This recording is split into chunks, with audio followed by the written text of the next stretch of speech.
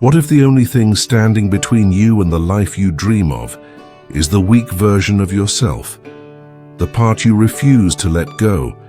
Have you ever felt trapped by your own doubts, procrastination and fears, as if an invisible enemy is quietly destroying your future? Today, you're not just watching another video, you're stepping into a battle to crush everything that holds you back and rise stronger than ever. If you don't take the ruthless step to kill that weak, defeated version of yourself today, it will quietly bury your potential tomorrow. And this isn't some vague, far-off threat. No, it's happening right now, right under your skin, slowly but relentlessly.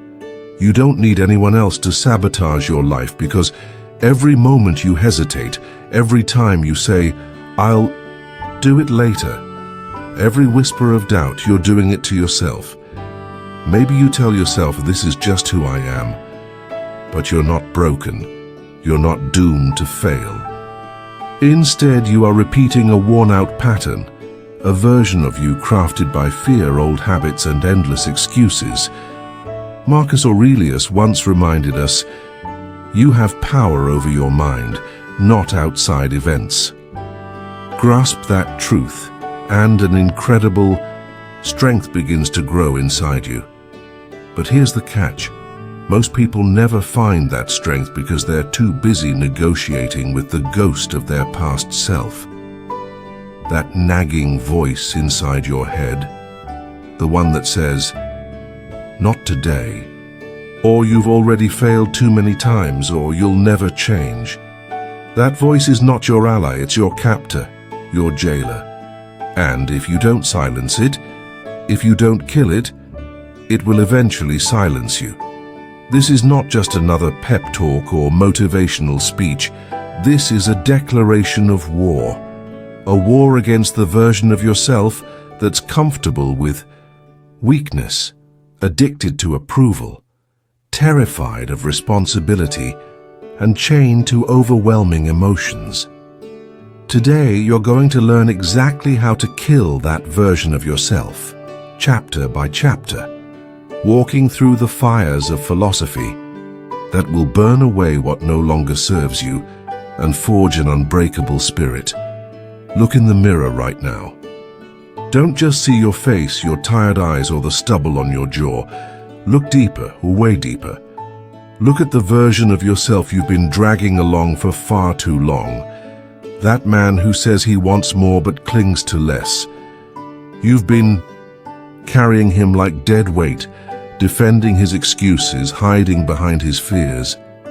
The overthinker, the procrastinator, the one who says, "I'll start when I feel ready. I just need more time." But here's a question for you. How long will you keep playing this role? How many more months, maybe even years, will you waste on a version of yourself that's scared stiff of change?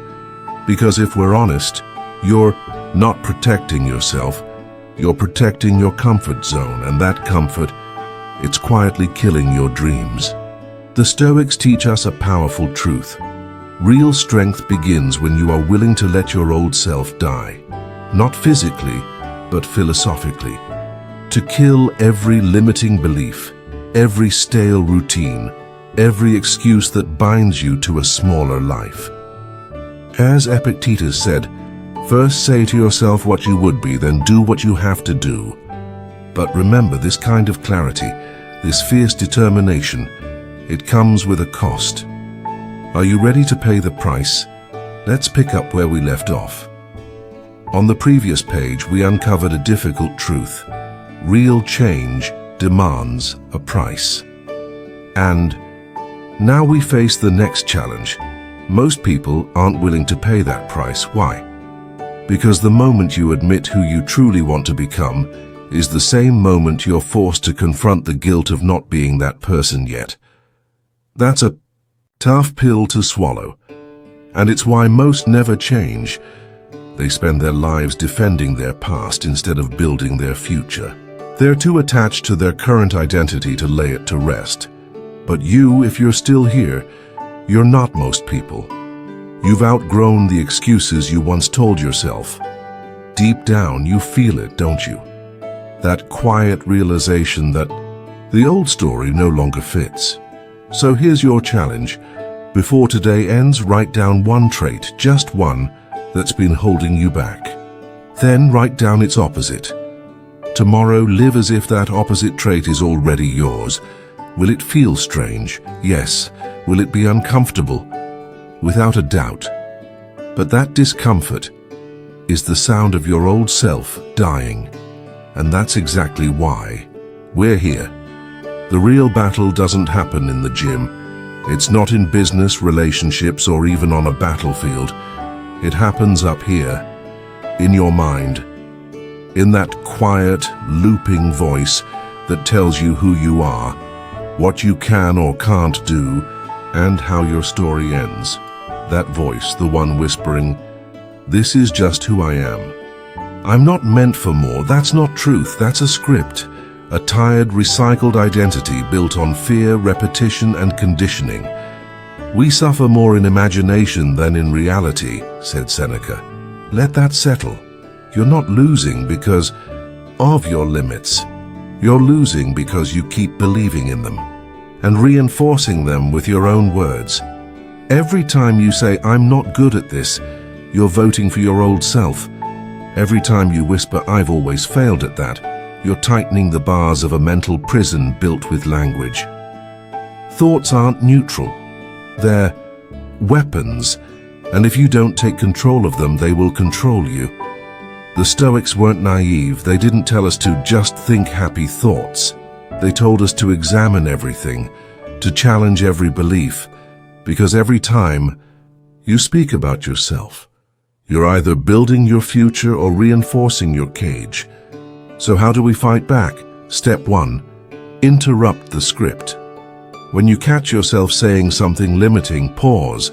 Ask, is this objectively true or just a tired excuse I've repeated too often?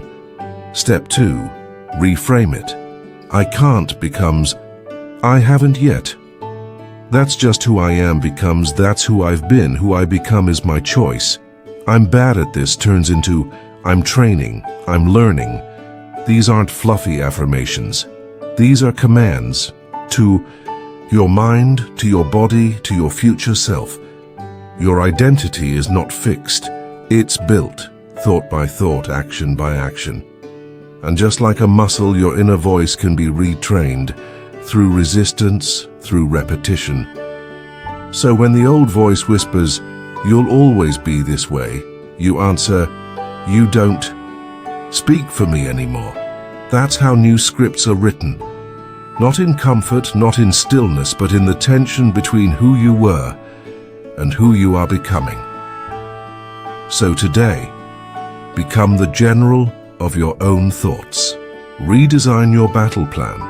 Don't let self-doubt lead your future. Rewrite every lie. Challenge every label. Break every limit. You are not the voice in your head.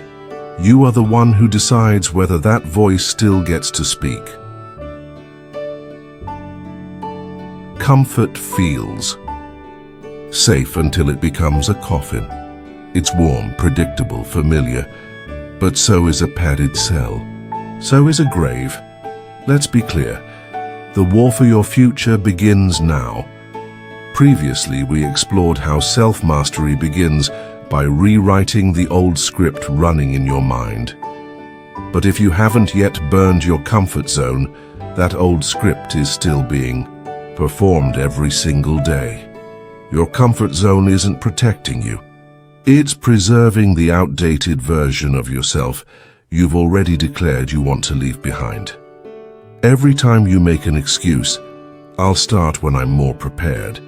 I just don't have the energy. This isn't the right time," you lay another brick in the wall separating you from who you could become. A wall built from hesitation, fear, and familiarity. Marcus Aurelius once wrote, "The impediment to action advances action. What stands in the way becomes the way." That isn't poetic fluff. It's a tactical directive. Every resistance you feel, every ounce of fear or hesitation isn't a stop sign. It's a doorway. And the man you want to become He's standing on the other side. But to reach him, you must set your comfort zone on fire. Not tomorrow. Not next week. Now the old version of you still lives because you keep feeding him.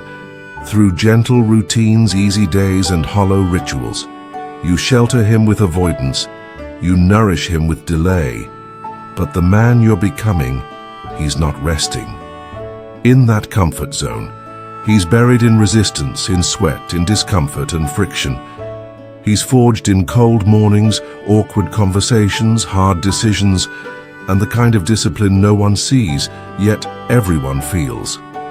So, what do you need to do? Wake up earlier than you want to. Speak when fear tells you to stay silent. Say no when comfort begs you to say yes. Face the task you've been avoiding for weeks.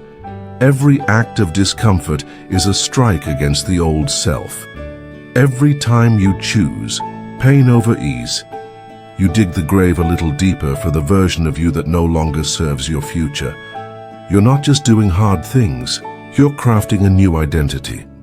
You're sending a clear signal to your mind.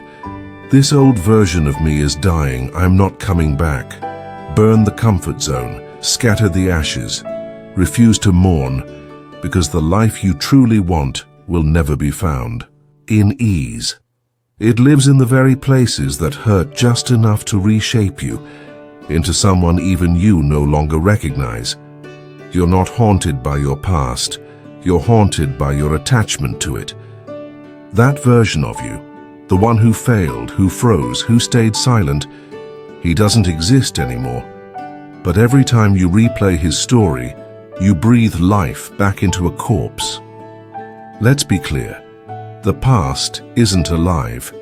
It holds no power. You are the one keeping it alive, through regret, through shame, through the endless replays of what you should have said, should have done, should have become. Marcus Aurelius reminded us, you have power over your mind, not outside events. Realize this and you will find strength. That includes the events of your own past. What happened, happened. What matters now is what you're still carrying. Old wounds aren't chains. You make them chains when you wear them like a name tag. The Stoics understood. Pain is inevitable. But suffering is a loop you choose to repeat. You don't suffer because the mistake was enormous. You suffer because you've relived it 1,000 times, because you refuse to bury the one who made it. So ask yourself, how much of your current peace is being disturbed by a ghost who no longer breathes? Your old self isn't a monster chasing you. He's a shadow you keep inviting to dinner. He's the voice you let whisper every night. You're still him. You'll always be him. But that is a lie. The past has no power, unless you choose to carry it. So here's your moment of truth. Tonight, when the room is quiet and your thoughts come knocking, don't answer with guilt. You've already buried your past, so don't reopen its grave. In the last chapter, we took a deep breath and chose to stop rehearsing our pain. Now it's time to face the mirror with honesty. Do not open the door to shame. Look your past straight in the eyes and say, that man is gone. I buried him with my own hands. I carry only his lessons, not his burdens. True freedom begins when you stop repeating your old story and start rewriting your identity. If you truly want to kill the old version of yourself, you must first disarm his most loyal weapon, blame. The weak self is a master storyteller. He spins detailed narratives about why things didn't work out, why it wasn't his fault, why the world was unfair, why he was almost great, if only someone else hadn't ruined it. He sings sweet lullabies of victimhood. He soothes himself with endless excuses, and each time you believe him, you tighten the bars around your own cage. Let's not sugarcoat it. No one is coming to rescue you, not your parents, not your friends, not your boss.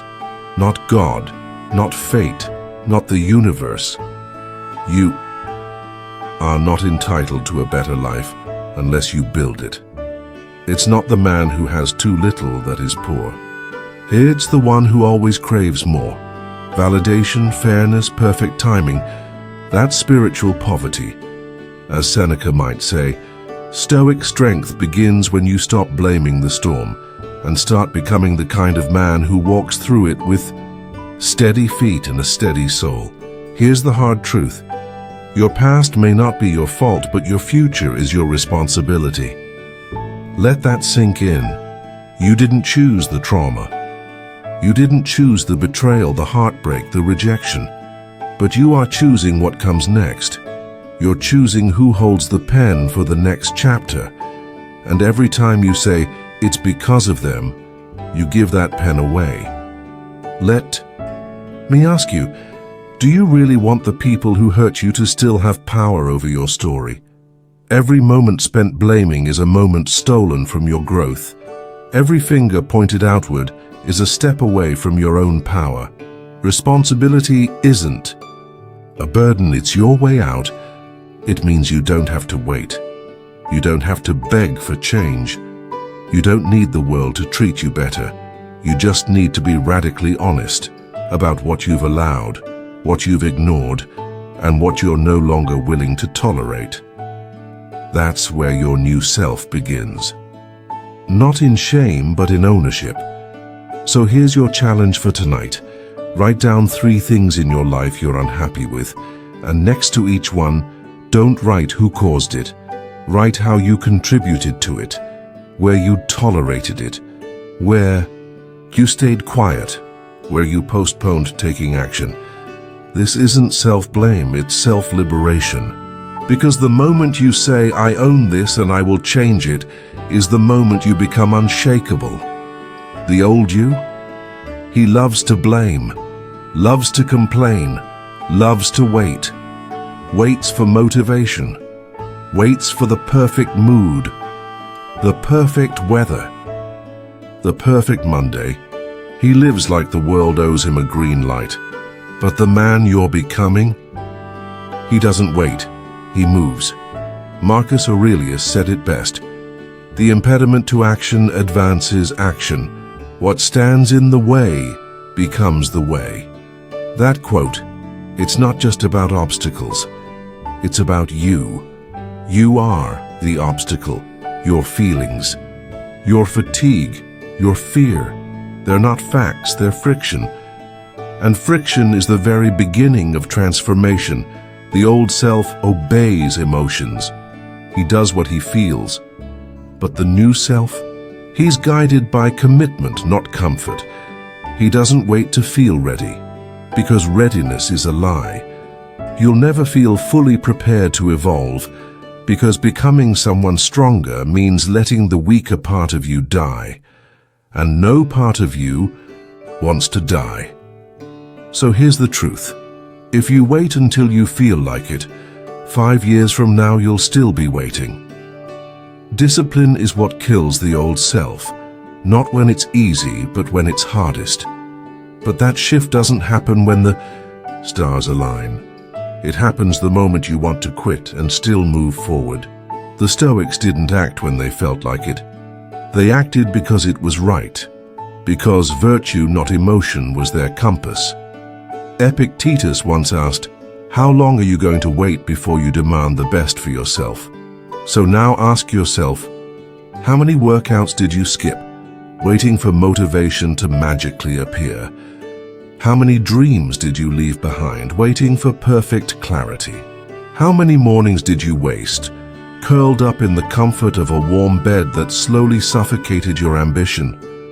Now flip that script. What if you only needed one reason to take action? Because I said I would. Not because you're in the mood. Not because it's easy, but because you made a vow to never again serve the weaker version of you. That's the pivot. That's the line in the sand. That's the moment everything begins to shift. You stop asking, "Do I feel like doing this?" and start declaring, "This is who I am now, so this is what I do." That's Stoicism in action, not reacting but leading, not waiting for permission but moving with principle. So here's your challenge. Pick one daily ritual: writing, training, meditating, building. Then do it every single day. Especially when you don't feel like it. Especially when that voice from your past says, "Let's skip today." Because each time you follow through in discomfort, you lay another brick in the foundation of your future self.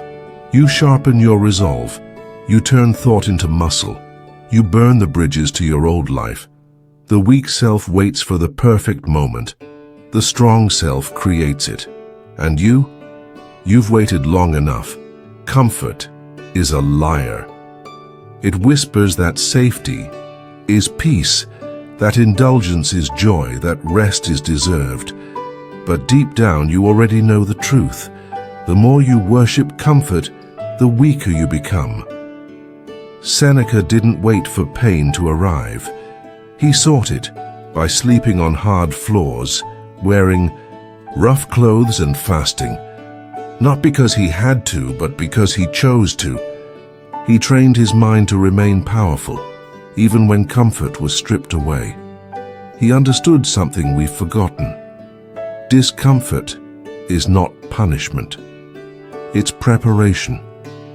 In a world that constantly sells ease, luxury, and convenience, you must choose the hard path on purpose, because if you don't, life will hit you with suffering you're unprepared for. The Stoic man embraces voluntary hardship, so when real pain comes, he's already forged in fire. Epictetus said, "If you want to improve, be content to be thought foolish and stupid." Let that truth carve itself into your spine, because growth doesn't happen in your comfort zone. It happens when your limits break, when your ego shatters, when your body says stop, but your soul whispers just a little more. The old self trembles at discomfort. He whines, "I don't want to, I can't. This is too hard." But the man you're becoming, he walks into the cold shower. He lifts weights with no applause. He says no to sugar, to porn, to numbing escapes. He sits still while the world screams noise. Why? Because he's building something more powerful than habits or muscles. He's building self-command. Discomfort is not about punishment. It's not about suffering for suffering's sake. It's about reminding yourself, I am not ruled by cravings. I am not a slave to ease. I choose the hard path because it sharpens me. So here's your challenge. Once a week, do something hard on purpose. Skip a meal. Embrace the cold. Step outside your comfort zone so when life tests you, you don't break, you rise. You remember what we said before, don't you? That choosing discomfort isn't punishment, it's preparation. Now let's take it a step further. Take a freezing cold shower. Wake up at 4:30 a.m. and walk until the sun peaks over the horizon. Train even when every muscle in your body pleads for rest. Sit in silence for an hour while your mind screams for distraction. Say no to something tempting, not because you have to, but because you can. These aren't random acts of self-discipline. They are strategic strikes. Each one is a small war waged against the weaker version of you, the one that craves. Comfort seeks escape and folds at the first sign of resistance. Can you hear his voice? Just 5 more minutes in bed. Start tomorrow. Take the easy way out. But every time you say no to that voice, you're doing something powerful. You're sending a clear message to your soul. I am not ruled by cravings. I am stronger than the noise. I'm being forged, not pampered. Voluntary discomfort is the crucible. And inside it, you're being reborn. You've carried him long enough, that fragile self. The one who always said, maybe tomorrow. The one who doubted, delayed, and disappeared every time life got heavy. But today he doesn't leave with tears or regret. He disappears with a single, sharp, irreversible decision. I will never be that man again. From this day forward, every early morning you rise before the sun, every disciplined choice you make in silence, every time you show up, especially when no one is watching, it's another shovel of dirt on the grave of your old self. You don't need more motivation. You don't need another speech, another podcast, another boost. What you need is commitment. And deep down you already have it. From now on, you don't live by emotion. You live by standards, by discipline, by the unwavering code of a Stoic. And if this message struck something deep within you, if something in your chest stirred awake, then leave a comment right now. I buried my old self today. Let that be your vow. Let that be your beginning.